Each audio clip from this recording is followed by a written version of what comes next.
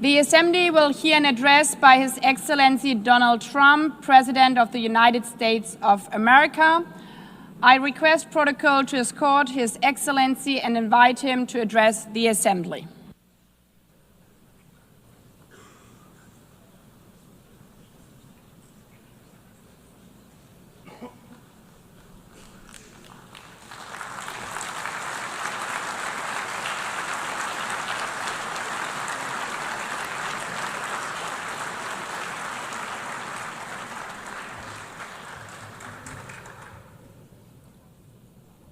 Thank you very much. Very much appreciated.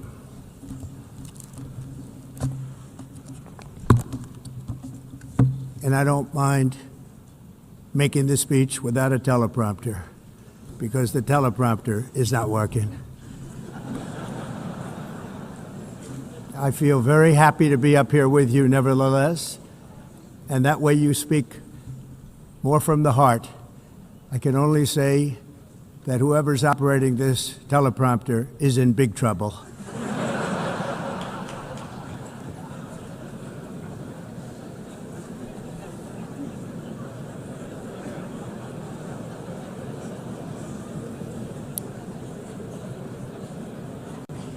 Hello, Madam First Lady.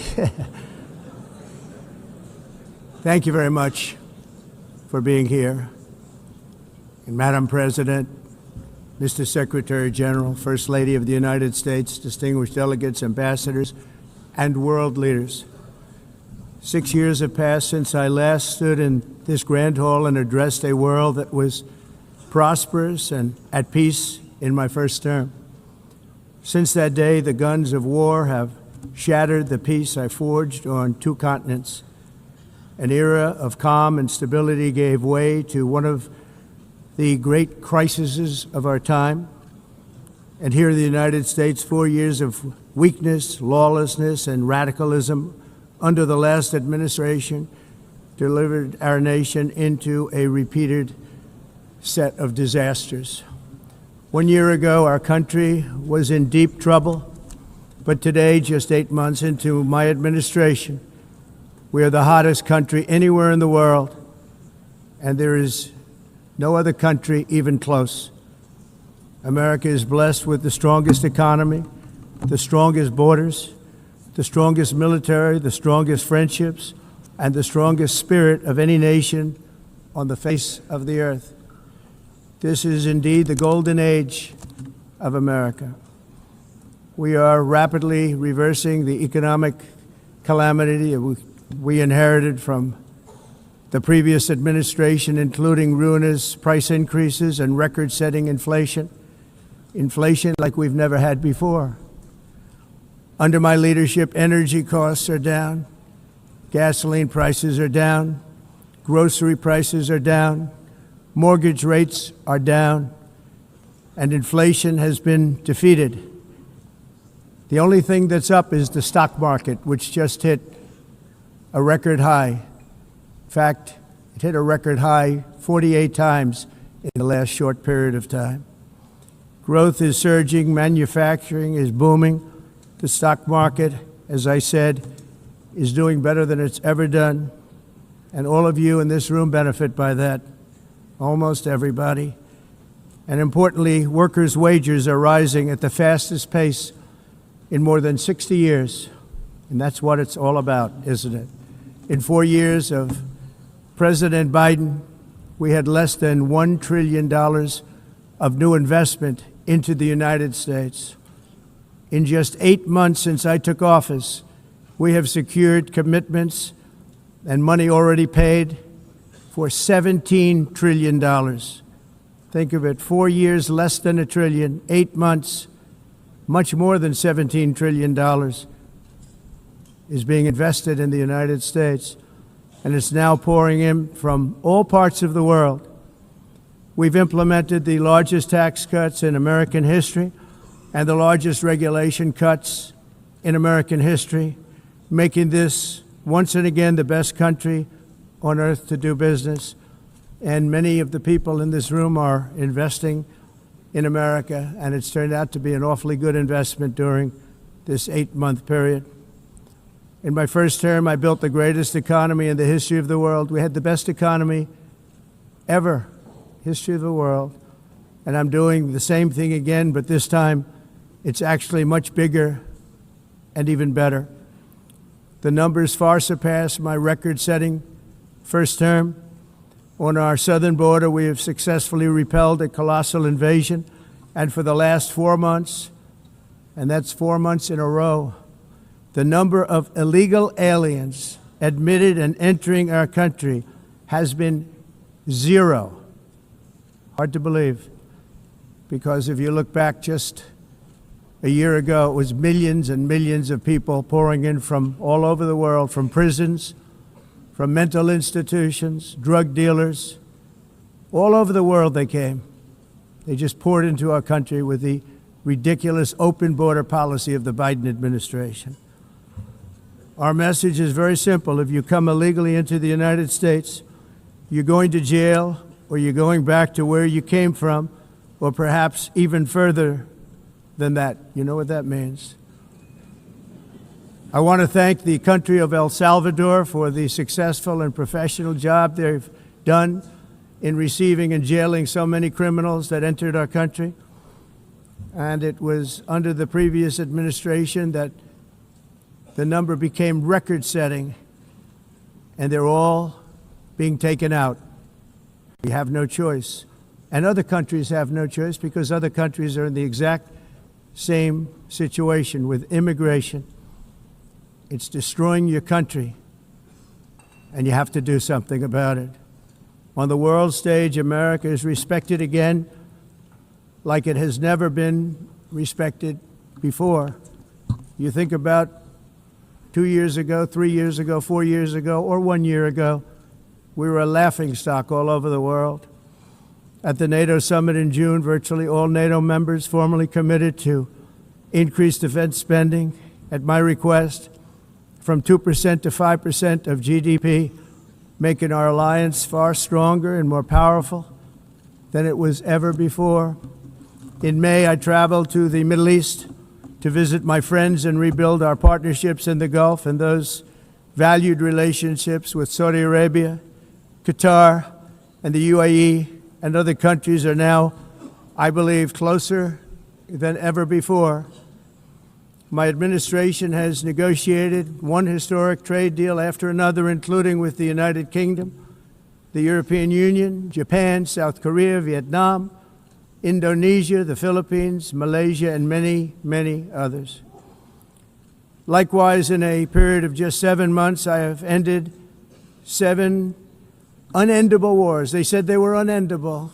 You're never going to get them solved. Some were going for 31 years, 2 of them, 31, think of it, 31 years. One was 36 years. One was 28 years.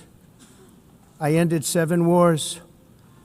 And in all cases, they were raging with countless thousands of people being killed. This includes Cambodia and Thailand, Kosovo and Serbia, the Congo and Rwanda, a vicious, violent war that was, Pakistan and India, Israel and Iran, Egypt and Ethiopia, and Armenia and Azerbaijan. It included all of them. No president or prime minister, and for that matter, no other country has ever done anything close to that. And I did it in just 7 months. It's never happened before. There's never been anything like that. I'm very honored to have done it. It's too bad that I had to do these things instead of the United Nations doing them. And sadly, in all cases, the United Nations did not even try to help in any of them.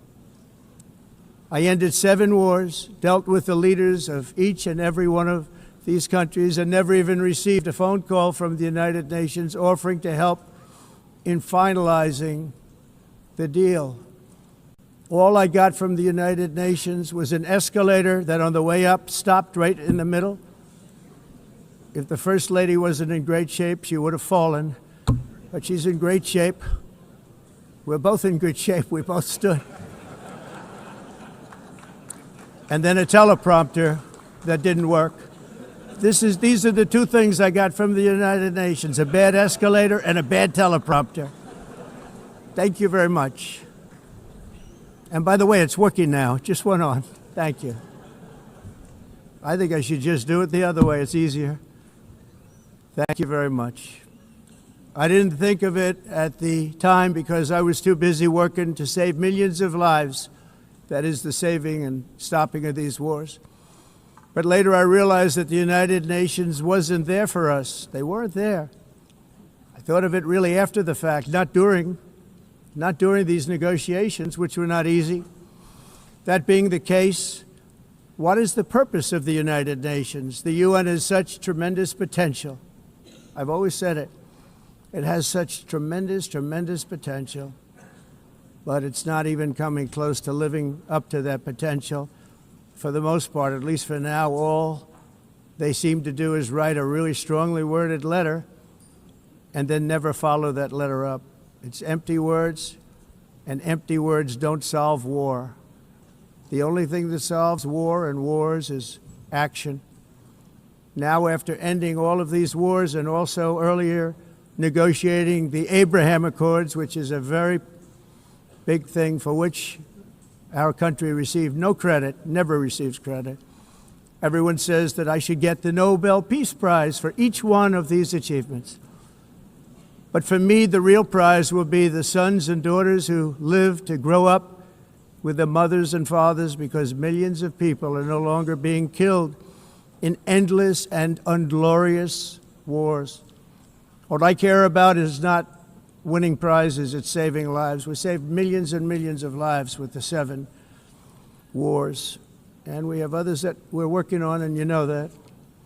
Many years ago, a very successful real estate developer in New York, known as Donald J. Trump, I bid on the renovation and rebuilding of this very United Nations complex. I remember it so well.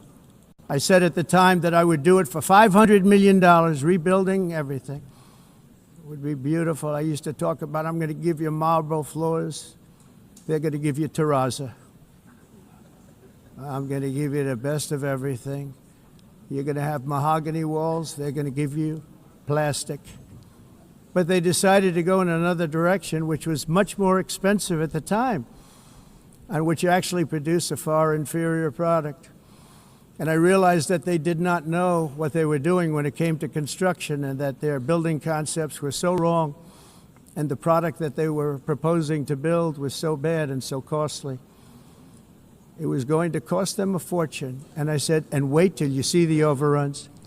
Well, I turned out to be right. They had massive cost overruns and spent between $2 and $4 billion on the building and did not even get the marble floors that I promised them. You walk on terrazzo. Do you notice that?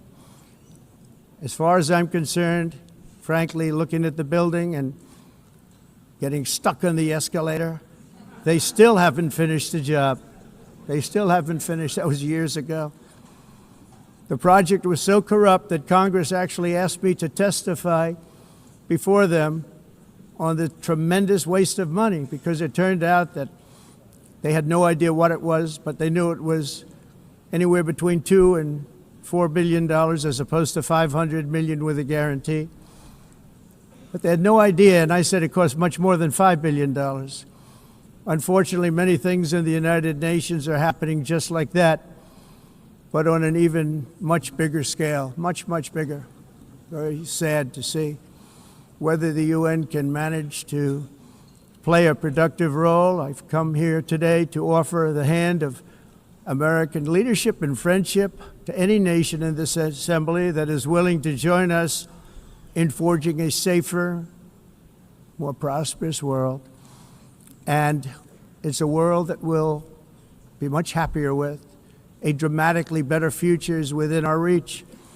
But to get there, we must reject the failed approaches of the past and work together to confront some of the greatest threats in history. There is no more serious danger to our planet today than the most powerful and destructive weapons ever devised by man, of which the United States, as you know, has many. Just as I did in my first term, I've made containing these threats a top priority, starting with the nation of Iran. My position is very simple. The world's number one sponsor of terror can never be allowed to possess the most dangerous weapon. That's why, shortly after taking office, I sent the so-called Supreme Leader a letter making a generous offer. I extended a pledge of full cooperation in exchange for a suspension of Iran's nuclear program. The regime's answer was to continue their constant threats to their neighbors and U.S. interests throughout the region and some great countries that are right nearby. Today, many of Iran's former military commanders, in fact, I can say almost all of them, are no longer with us. They're dead. And 3 months ago, in Operation Midnight Hammer, 7 American B-2 bombers dropped the 14 30,000-pound each bombs on Iran's key nuclear facilities, totally obliterating everything. No other country on earth could have done what we did. No other country has the equipment to do what we did. We have the greatest weapons on earth. We hate to use them. But we did something that for 22 years people wanted to do. With Iran's nuclear enrichment capacity demolished, I immediately brokered an end to the 12-day war, as it's called, between Israel and Iran, with both sides agreeing to fight no longer. As everyone knows, I have also been deeply engaged in seeking a ceasefire in Gaza. Have to get that done. Have to get it done. Unfortunately, Hamas has repeatedly rejected reasonable offers to make peace. We can't forget October 7th, can we? Now, as if to encourage continued conflict, some of this body is seeking to unilaterally recognize a Palestinian state. The rewards would be too great for Hamas terrorists for their atrocities. This would be a reward for these horrible atrocities, including October 7th, even while they refuse to release the hostages or accept a ceasefire. Instead of giving to Hamas and giving so much, because they've taken so much, they have taken so much. This could have been solved so long ago. But instead of giving in to Hamas's ransom demands, those who want peace should be united with one message: release the hostages now. Just release the hostages now. Thank you.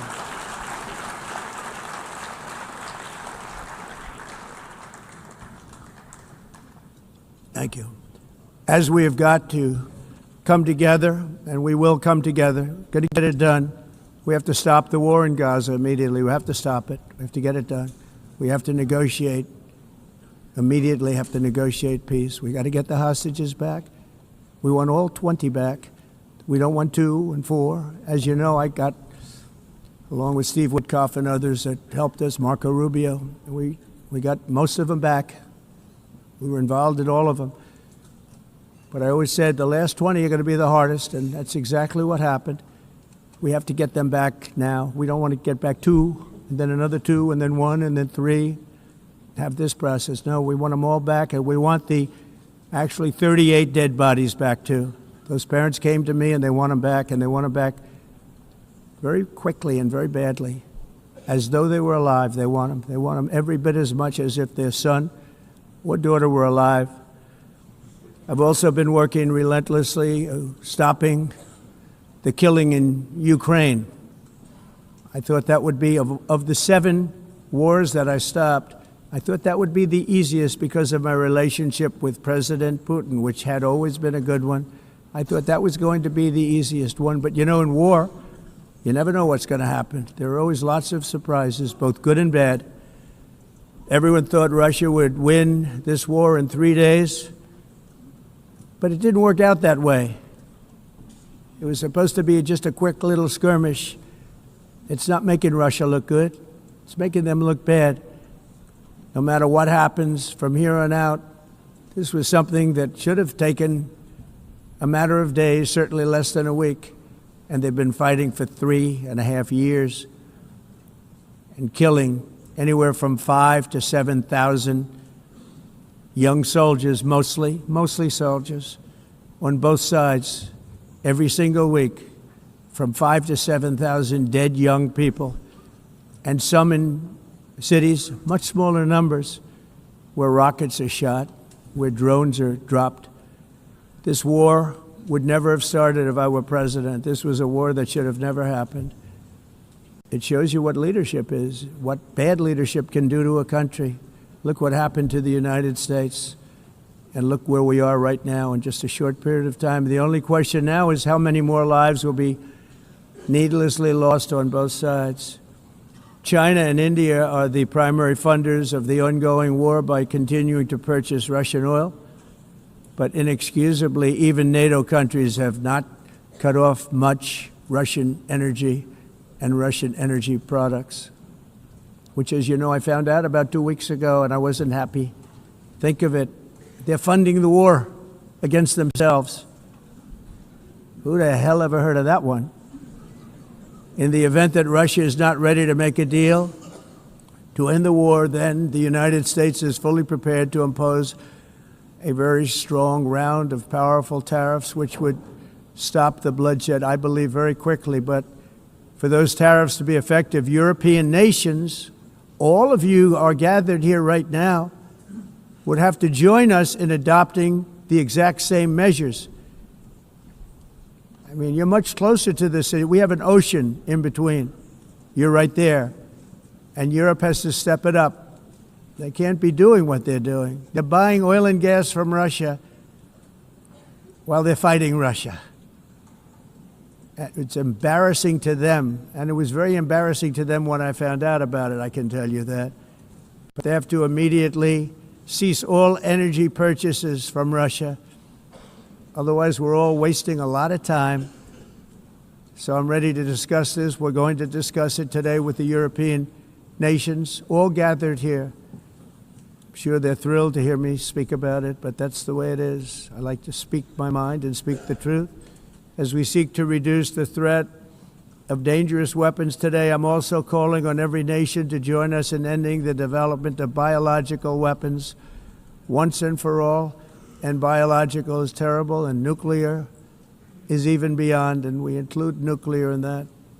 We want to have a cessation of the development of nuclear weapons. We know, and I get to view it all the time. Sir, would you like to see? And I look at weapons that are so powerful that we just can't ever use them. If we ever use them, the world literally might come to an end. There would be no United Nations to be talking about. There would be no nothing. Just a few years ago, reckless experiments overseas gave us a devastating global pandemic. Yet despite that worldwide catastrophe, many countries are continuing extremely risky research into bioweapons and man-made pathogens. This is unbelievably dangerous. To prevent potential disasters, I'm announcing today that my administration will lead an international effort to enforce biological weapons convention, which is going to be meeting with the top leaders of the world by pioneering an AI verification system that everyone can trust. Hopefully the UN can play a constructive role, and it will also be one of the early projects under AI. Let's see how good it is, because a lot of people are saying it could be one of the great things ever, but it also can be dangerous, but it can be put to tremendous use and tremendous good, and this would be an example of that. Not only is the UN not solving the problems it should, too often, it's actually creating new problems for us to solve. The best example is the number one political issue of our time, the crisis of uncontrolled migration. It's uncontrolled. Your countries are being ruined. The United Nations is funding an assault on Western countries and their borders. In 2024, the UN budgeted $372 million in cash assistance to support an estimated 624,000 migrants journeying into the United States. Think of that. The UN is supporting people that are illegally coming into the United States, and then we have to get them out. The UN also provided food, shelter, transportation, and debit cards to illegal aliens. Can you believe that? On the way to infiltrate our southern border. Millions of people came through that southern border. Just a year ago, millions and millions of people were pouring in, 25 million altogether over the 4 years of the incompetent Biden administration. And now we have it stopped, totally stopped. In fact, they're not even coming anymore because they know they can't get through. But what took place is totally unacceptable. The UN is supposed to stop invasions, not create them and not finance them. In the United States, we reject the idea that mass numbers of people from foreign lands can be permitted to travel halfway around the world, trample our borders, violate our sovereignty, cause unmitigated crime, and deplete our social safety net. We have reasserted that America belongs to the American people, and I encourage all countries to take their own stand in defense of their citizens as well. You have to do that because I see it. I'm not mentioning names. I see it, and I could call every single one of them out. You're destroying your countries. They're being destroyed. Europe is in serious trouble. They've been invaded by a force of illegal aliens like nobody's ever seen before. Illegal aliens are pouring into Europe. Nobody is ever, and nobody's doing anything to change it, to get them out. It's not sustainable. And because they choose to be politically correct, they're doing just absolutely nothing about it. And I have to say, I look at London where you have a terrible mayor, terrible, terrible mayor. And it's been so changed, so changed. Now they want to go to Sharia law. But you're in a different country. You can't do that. Both the immigration and their suicidal energy ideas will be the death of Western Europe if something is not done immediately. This cannot be sustained. What makes the world so beautiful is that each country is unique. But to stay this way, every sovereign nation must have the right to control their own borders. You have the right to control your borders, as we do now, and to limit the sheer numbers of migrants entering their countries and paid for by the people of that nation that were there and that built that particular nation at the time. They put their blood, sweat, tears, money into that country, and now they're being ruined. Proud nations must be allowed to protect their communities and prevent their societies from being overwhelmed by people they have never seen before with different customs, religions, with different everything.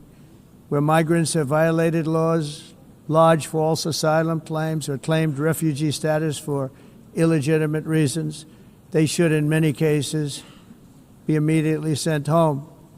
And while we will always have a big heart for places and people that are struggling and truly compassionate, answers will be given.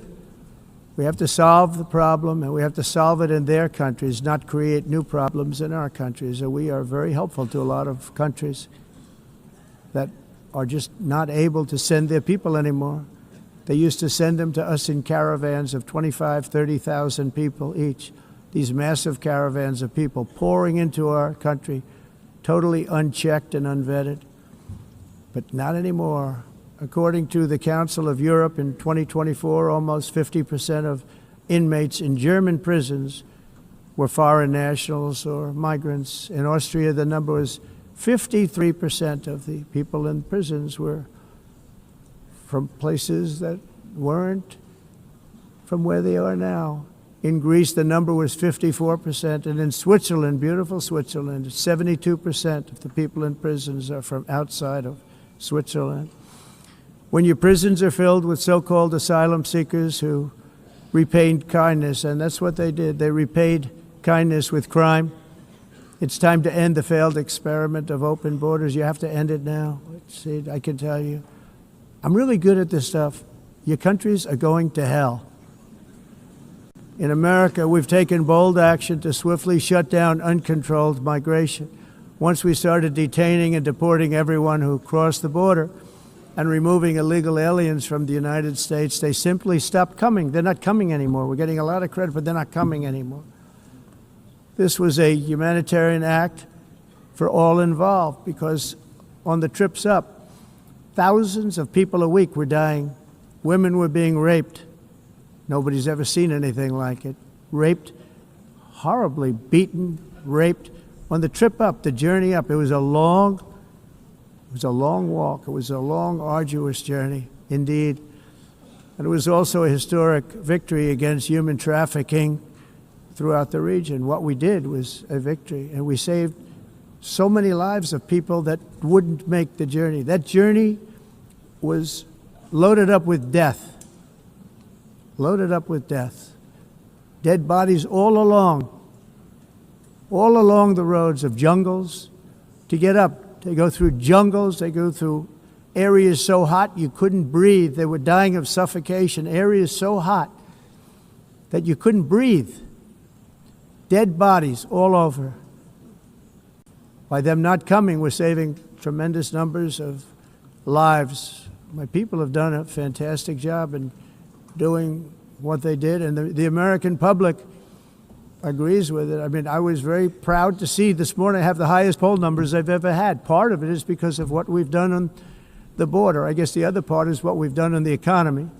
Joe Biden's policies empowered murderous gangs, human smugglers, child traffickers, drug cartels, and prisoners from all over the world. The previous administration also lost nearly 300,000 children. Think of that. They lost more than 300,000 children, little children, who were trafficked into the United States on the Biden watch, many of whom have been raped, exploited, and abused, and sold. Sold. Nobody talks about that. The fake news doesn't write about it. With many others, young children who are missing or dead. And we found a lot of these children, and we're sending them back, and we've been sending them back to their parents. They said, nobody knows who they are. They said, where do you come from? And they'll give us a country, and we'll find out, and we'll figure it out, and we'll bring them back to their homes. And the mother and father rush to the door, and their tears in their eyes. They can't believe that they're seeing their son or daughter, their little son or daughter again. We've done almost 30,000 of them so far. Any system that results in the mass trafficking of children is inherently evil. Yet that is exactly what the globalist migration agenda has done, and it's what it's all about. In America, those days, as you know, are over. The Trump administration is working, and we are continuing to work to track down the villains that are causing this problem, and also, as I said, to get back the 30,000 we've already returned. Now I think we're going to have another. We're going to find a lot. You're not going to find all of them. 300, more than 300,000. They're lost or they're dead. They're lost or they're dead because of the animals that did this. To protect our citizens, I've also designated multiple savage drug cartels as far as and you see this, and you see it happening right before your eyes. Let's put it this way. People don't like taking big loads of drugs in boats anymore. There aren't too many boats that are traveling on the seas by Venezuela. They tend not to want to travel very quickly anymore. And we've virtually stopped drugs coming into our country by sea. We call them the water drugs. They kill hundreds of thousands of people. I've also designated multiple savage drug cartels as far as foreign terrorist organizations, along with two bloodthirsty transnational gangs, probably the worst gangs anywhere in the world, MS-13 and Tren de Aragua. Tren de Aragua is from Venezuela, by the way. Such organizations torture, maim, mutilate, and murder with impunity. They're the enemies of all humanity. And for this reason, we've recently begun using the supreme power of the United States military to destroy Venezuelan terrorists and trafficking networks led by Nicolas Maduro. To every terrorist thug smuggling poisonous drugs into the United States of America, please be warned that we will blow you out of existence. That's what we're doing. We have no choice. Can't let it happen. They're destroying I believe we lost 300,000 people last year to drugs, 300,000. Fentanyl and other drugs. Each boat that we sink carries drugs that would kill more than 25,000 Americans. We will not let that happen. Energy is another area where the United States is now thriving like never before. We're getting rid of the falsely named renewables. By the way, they're a joke. They don't work. They're too expensive. They're not strong enough to fire up the plants that you need to make your country great. The wind doesn't blow. Those big windmills are so pathetic and so bad, so expensive to operate. And they have to be rebuilt all the time, and they start to rust and rot.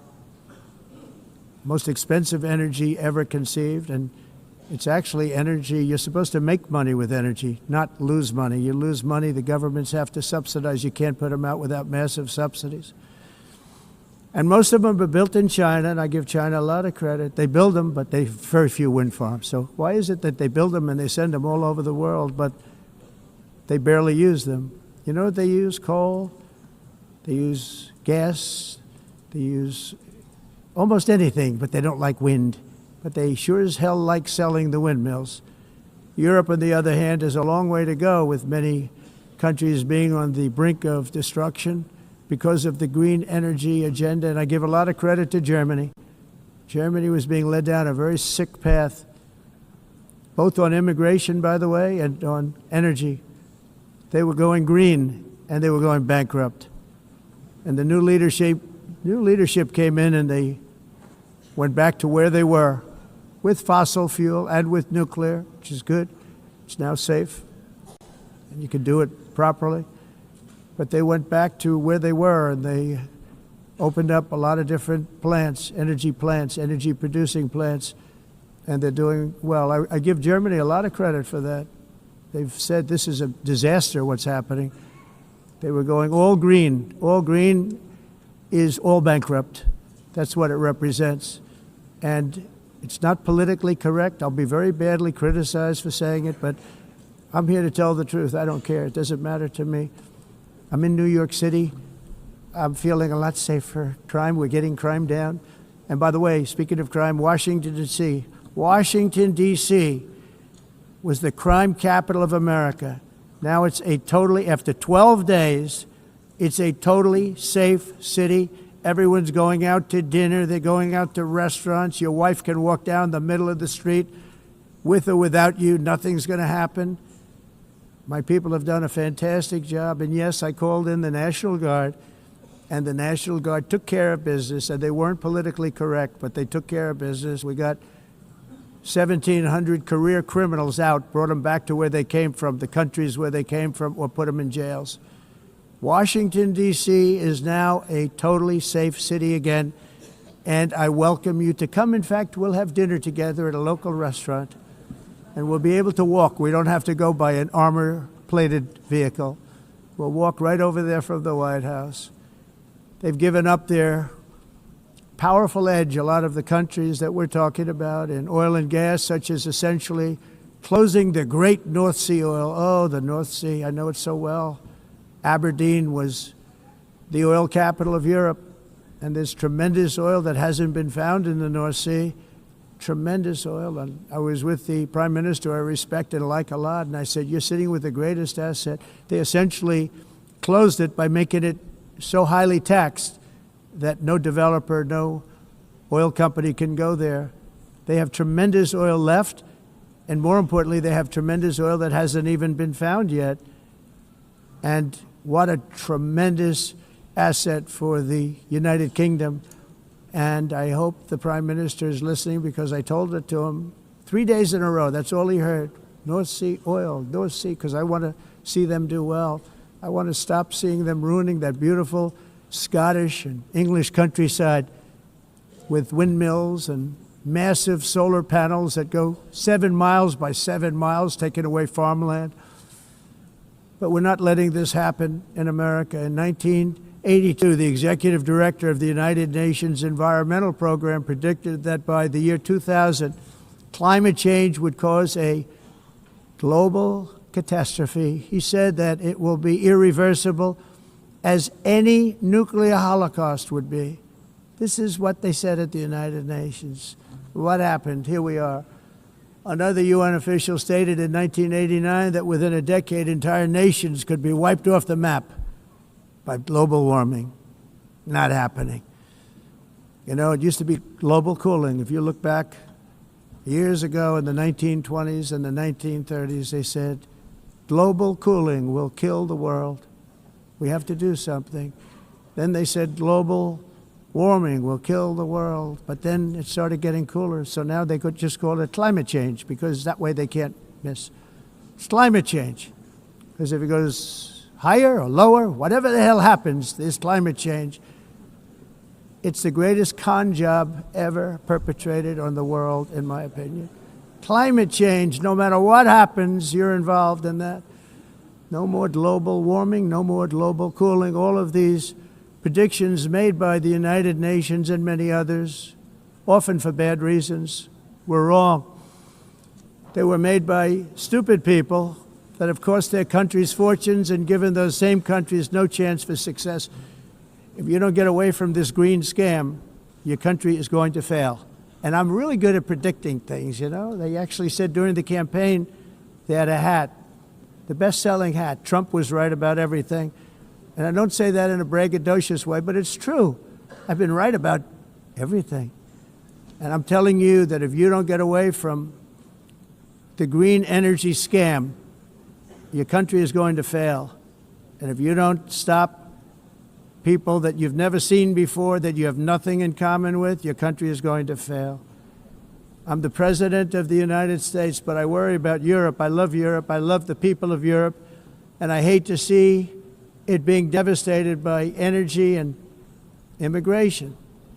This double-tailed monster destroys everything in its wake, and they cannot let that happen any longer. You're doing it because you want to be nice. You want to be politically correct, and you're destroying your heritage. They must take control strongly and immediately of the unmitigated immigration disaster and the fake energy catastrophe before it's too late.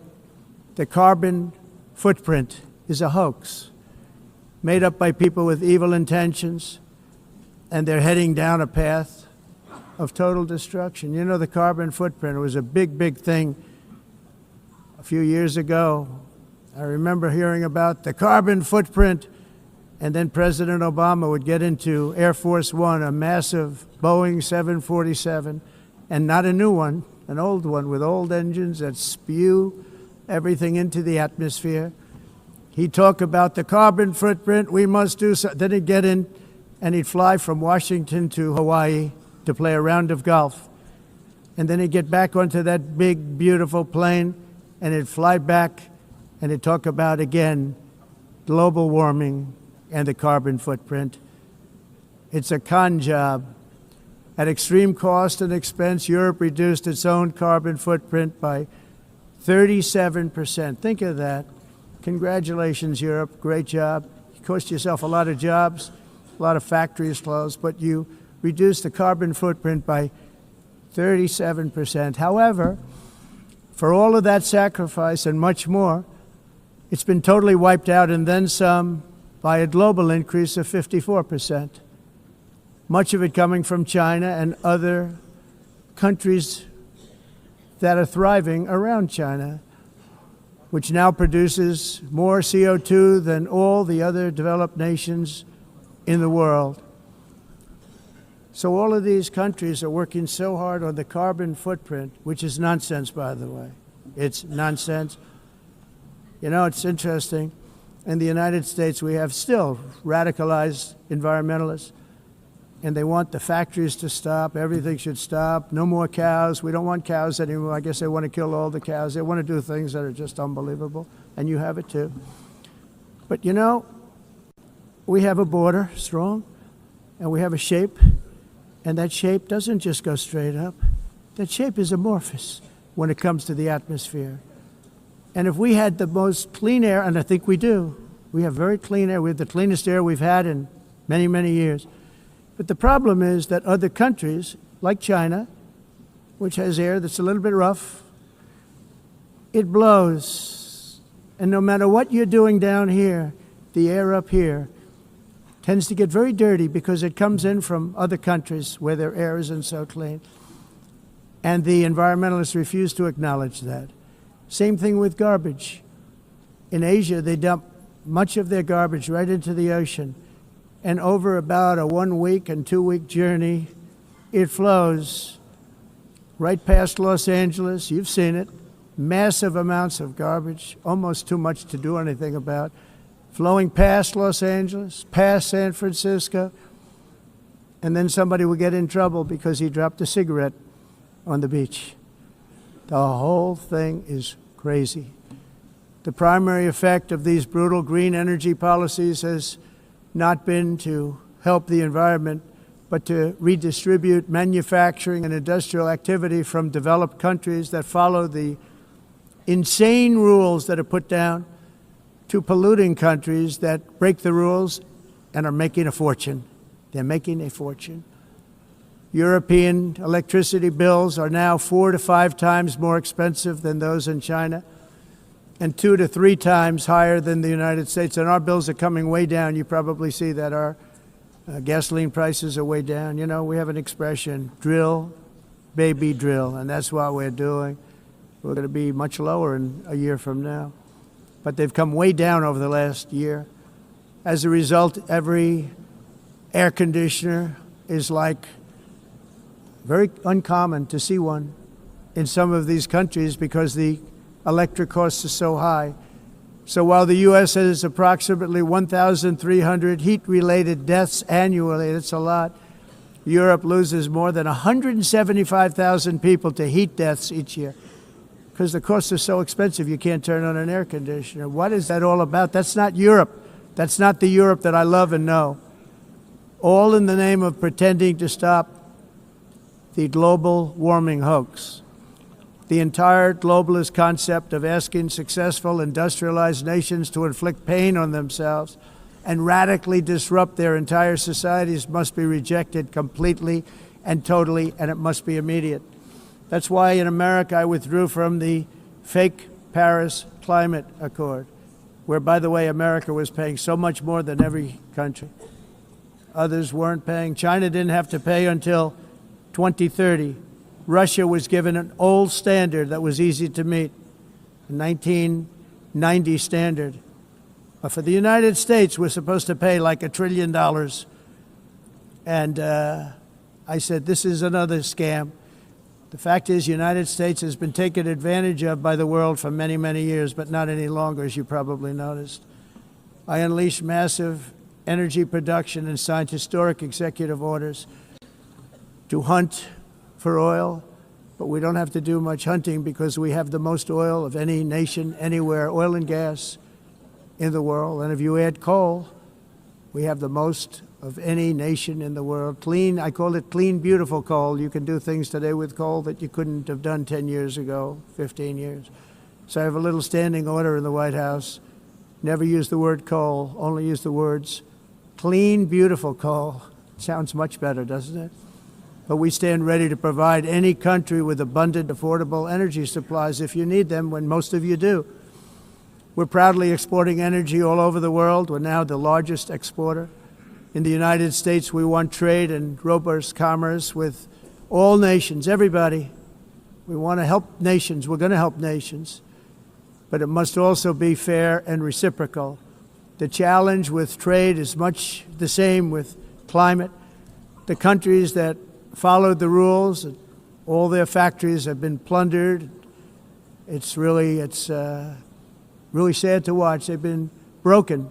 They've been broken by countries that broke the rules. That's why the United States is now applying tariffs to other countries, and much as these tariffs were for many years applied to us, uncontrollably applied to us. We've used tariffs as a defense mechanism under the Trump administration, including my first term, where hundreds of billions of dollars in tariffs were taken in. And by the way, we had the lowest inflation, and now we have very low inflation. The only thing different is that we have hundreds of billions of dollars flowing into our country. But this is how we will ensure that the system works for everyone and is sustainable into the future. We're also using tariffs to defend our sovereignty and security throughout the world, including against nations that have taken advantage of former U.S. administrations for decades, including the most corrupt, incompetent administration in history, the sleepy Joe Biden administration. Brazil now faces major tariffs in response to its unprecedented efforts to interfere in the rights and freedoms of our American citizens and others, with censorship, repression, weaponization, judicial corruption, and targeting of political critics in the United States. I have a little problem saying this because I must tell you, I was walking in and the leader of Brazil was walking out. We saw him and I saw him, he saw me, and we embraced. And then I'm saying, can you believe I'm going to be saying this in just 2 minutes? But we actually agreed that we would meet next week. We didn't have much time to talk, like about 20 seconds. They were in retrospect, I'm glad I waited because this thing didn't work out too well. But we did talk. We had a good talk, and we agreed to meet next week, if that's of interest. But he seemed like a very nice man, actually. He liked me, I liked him. But if you, and I only do business with people I like. When I don't like them, I don't like them. But we had, at least for about 39 seconds, we had excellent chemistry. It's a good sign.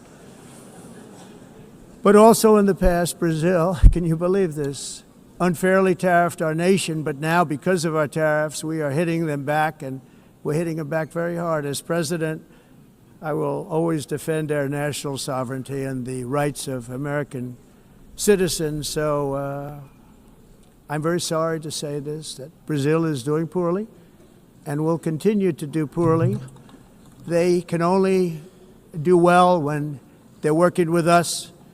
Without us, they will fail, just as others have failed. It's true. Next year, the United States will celebrate the 250th anniversary of our glorious independence, a testament to enduring power and American freedom and spirit. We will also be proudly hosting the 2026 FIFA World Cup, and shortly thereafter, the 2028 Olympics, which is going to be very exciting. I hope you all come. I hope that countless people from all over the globe will take part of these will be great celebrations of liberty and human achievement, and that together we all can rejoice in the miracles of history that began in July 4th, 1776, when we founded the light to all nations. And it's something really that an amazing thing came out of that date. It's called the United States of America. In honor of this momentous anniversary, I hope that all countries who find inspiration in our example will join us in renewing our commitment, values, and those values really that we hold so dear. Together, let us defend free speech and free expression. Let us protect religious liberty, including for the most persecuted religion on the planet today. It's called Christianity. And let us safeguard our sovereignty and cherish qualities that have made each of our nations so special, incredible, and extraordinary. In closing, I just want to repeat that immigration and the high cost of so-called green renewable energy is destroying a large part of the free world and a large part of our planet. Countries that cherish freedom are fading fast because of their policies on these two subjects. You need strong borders and traditional energy sources if you are going to be great again.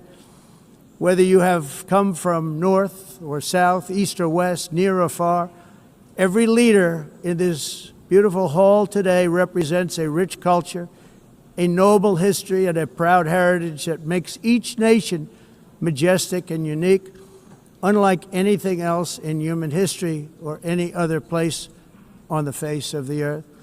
From London to Lima, from Rome to Athens, from Paris to Seoul, from Cairo to Tokyo and Amsterdam to right here in New York City, we stand on the shoulders of the leaders and legends, generals and giants, heroes and titans who won and built our beloved nations, all of our nations, with their own courage, strength, spirit, and skill.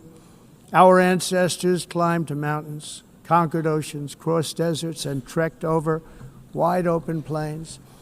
They charged into thunderous battles, plunged into grave dangers, and they were soldiers and farmers and workers and warriors and explorers and patriots.